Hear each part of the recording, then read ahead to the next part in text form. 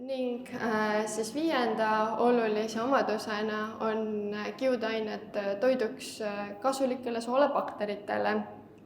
Et kiudained soodustavad just selliste heade tervist toetavate bakterite arvukuse tõusu, seeläbi siis tasakaalustab mikrobiomi kooslus ning need head soolebakterid toodavad erinevaid vajalikke ühendeid, mis siis suhtlevad tegelikult kogu meie organismiga.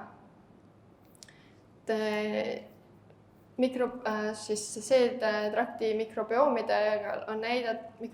on näidatud seos ainevahetushaigustega. Kui meie mikrobiomi kooslus on tasakaalus, siis meil on oht nendesse haigestuda madalam. Samuti madalam on oht haigestuda südame-veresoonkonna haigustesse.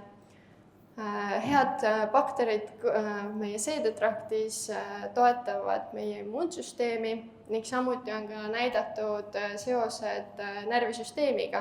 Ehk siis moodustub selline soolestiku ja aju vaheline telg, mis siis omavahel suhtleb.